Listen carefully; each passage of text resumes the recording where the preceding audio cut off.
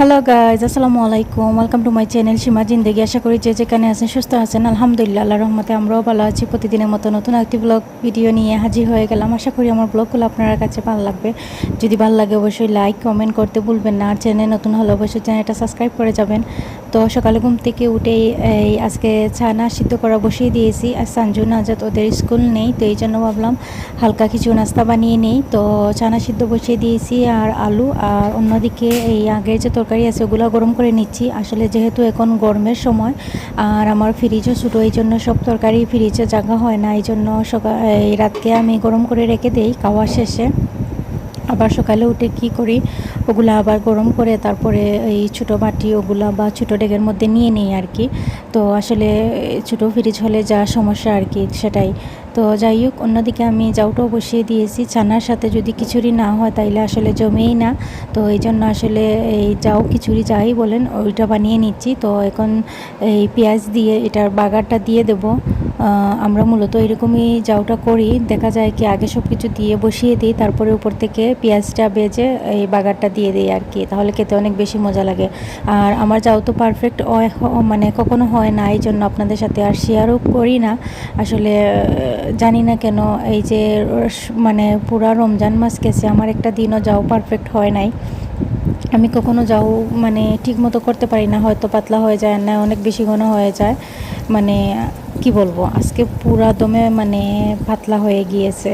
আসলে নিজেরও দেখে হাসি পাচ্ছে, এই জন্য আর আপনাদের সাথে শেয়ার করলাম না। তো যাই হোক, এখন ছানা বসিয়ে দিয়েছি, পেঁয়াজ দিয়ে দিয়েছি, কাঁচামরিচ আর হলদির গুঁড়া আর সামান্য পরিমাণে একটু জিরার গুঁড়া দিয়ে এই ছানা সিদ্ধটা করে নিচ্ছি। আর কাঁচামরিচ দিয়ে দিয়েছি, এই আস্তে আস্তে কাঁচামরিচ দিয়ে দিয়েছি যাতে বাচ্চারার কাছে গেলে ওরা মানে খুঁজে বের করে ফালিয়ে তারপরে খেতে পারে। তো যাই হোক, এই তো সঞ্জু নাজাত আর নুসরাতের জন্য নিয়ে নিয়েছি। তো নুসরাতকে আর ছানা দেই নেই, শুধু ওকে জাউটা দিয়ে দিয়েছি, ও নিজের হাতে খেয়ে নেবে।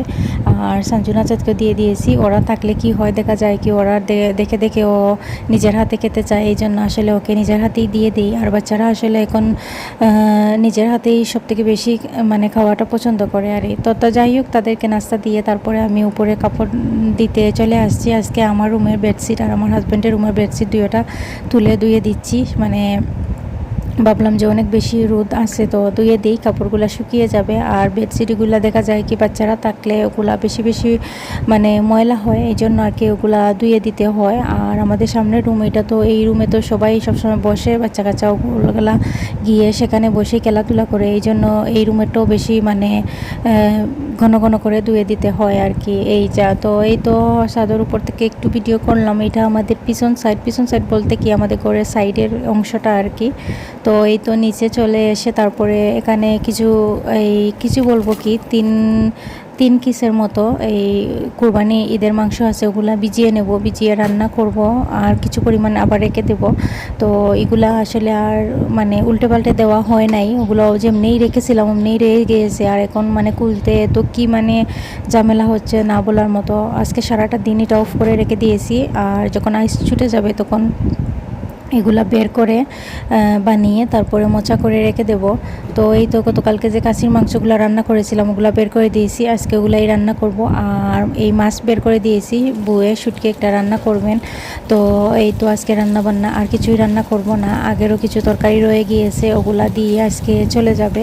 তো এই তো আমি আসলে এই গতকালকে আপনাদের দেখিয়েছিলাম আমি সব মশলা দিয়ে এই খাসির আটটা রান্না করে রেখে দিয়েছিলাম। আর আজকে শুধু আমি এখানে পলা পেঁয়াজটা ইউজ করব, কুচি করা পেঁয়াজ আর কাঁচামরিচটা ব্যবহার করব। তো ফার্স্টে এটাকে আমি এই লরিতে দিয়ে জাল করে নিচ্ছি, কারণ এটার মধ্যে যে তেল আছে এটা ফ্রিজে থাকার কারণে জমাট বেঁধে দিয়েছে। আর এখন দেখা যাবে কি যদি এক্সট্রা পেঁয়াজ তেল দিয়ে এই পেঁয়াজকে ভেজে নেই, তাহলে পরবর্তীতে এই বড়লটা দেওয়ার পরও দেখা যাবে অনেক বেশি তেল হয়ে যাবে। এই জন্য আমি আগে ফার্স্টে মানে এই বড়লটা জাল করে নিয়েছি, আর ওই তেল বের হয়ে গিয়েছে। আর এখন উপর থেকে দিয়ে দিয়েছি পেঁয়াজ। আর এখন আমি এটাকে লো আগুন দিয়ে প্রায় 1 ঘন্টার মতো জাল করে মচমচা করে নেব। আর এটা মচমচা করে ভেজে এই কালো করে খেতে অনেক বেশি মজা। তো এই তো তারপরে রুম ওগুলা ঝেড়ে নিচ্ছি, যেহেতু বেডশিট তুলেছি তো ভাবলাম সব বেড বিছানা সোফা ওগুলা ঝেড়ে নেই। তো ওগুলা ঝেড়ে পরিষ্কার করে নিয়েছি। আর নুসরাতকেও দেখতে এসেছি, কারণ ও দেখা যায় কি মাঝে মাঝে ওকে খেয়াল না করলে উল্টাপাল্টা করে ফেলে, অথবা পড়ে যায়, অথবা এই ওদিক ওদিক চলে যায়। আর আমাদের সামনে পিছনে দুদিকেই মানে ফুসকুনি আছে, তো এই জন্য একটু ডর থাকে, ওকে একটু পরপর একটু চেক করা লাগে। তো এই তো শুটকি তরকারির জন্য বুয়ে এই আমাদের কাছ থেকে পেরে এনেছেন কইশাকের পাতা আর লতি। তো লতিগুলো আজকে আর রানবো না, এই কচির লতিগুলা সন্ধ্যা পরে বানিয়ে ফ্রিজে রেখে দেবো। ওগুলা কালকে বানিয়ে দেখা যাক, যদি রান্না হয় তো রান্না হবে আর কি। আজকে আর কিছু করব না, আজকে শুধু ওই শুটকি তরকারি রান্না করব। তো তারপরে এই তো আমি আর বউ এখন কে নেব, আমাদের জন্য নাস্তা নিয়ে নিয়েছি। তো এই তো আর দেখতেই পারছেন কতটা পাতলা হয়েছে, আসলে কি বলবো, হয় না আমার হাতে সব জিনিস দেওয়া সবার হাতে হবে এটা আসলে মোটেই না। অনেক জিনিস আছে আমাদের দ্বারা সম্ভব না, তো আমার দ্বারাও যাও আর খিচুড়ি এগুলো রান্না কি সম্ভব হয় না। তো এই তো সব দর্শকরা বসে টিভি দেখতেছে, তো ভাবলাম একটু আপনাদের সাথে শেয়ার করি। তো যাই হোক, এরকম বসে যদি টিভি দেখে তাহলে অনেক কাজগুলা মানে শান্তিতে করা যায় আর কি। তো আজকে সঞ্জু নাজাত করে তাকায়, ও একটু ওদেরকে সাথে খেলতেছে, আর না দেখা যায় কেউ আমারই পিছন পিছন থাকে, কারণ খেলার মতো কেউ থাকে না, আর একলা একলা খেলতে চায় না আর কি। তো তারপরে আমার হাজব্যান্ডে কিছু মাছ নিয়ে আসলেন, ওগুলা বানিয়ে নিয়েছি। আজকে আর রান্না করব না, আজকে যা রান্না করছি ওগুলাই হয়ে যাবে, এগুলা ফ্রিজে রেখে দেবো।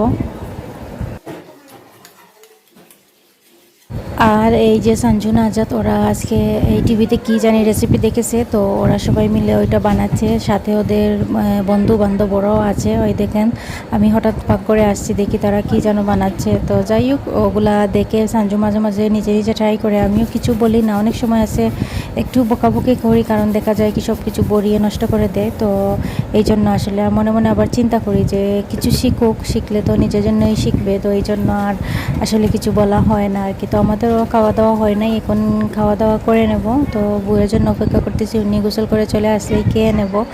আর এই তো আমাদের রান্নাবান্না এখান থেকে কষির এই যে বড়ল ছিল, ওইটা অর্ধেক আমার জালকে দিয়ে দিয়েছি। উনি বলছিলেন যে রান্না করলে ওনাকে আর ওনার ছেলেকে দেওয়ার জন্য, তো তাদেরকেও দিয়ে দিয়েছি। আর বাকি যেগুলো রয়েছে আমরা সবাই একটু একটু করে খেয়ে নেব আর কি। আসলে তুরা জিনিসেই মজা অনেক বেশি থাকে সবাই মিলে খেলে।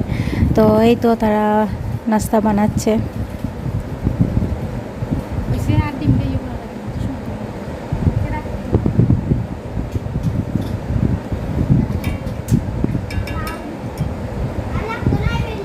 তো ওরা মেবি পুটিং মানে রেসিপি দেখেছিল আজ, ওটা দেখেই ওটা ট্রাই করতেছে। ও নিজে ওর টাকা দিয়ে এই দুধ আনিয়েছে, ডিম আনিয়েছে, আনিয়ে বানাচ্ছে। তো যাই হোক, আজকে ব্লগটা এই পর্যন্ত।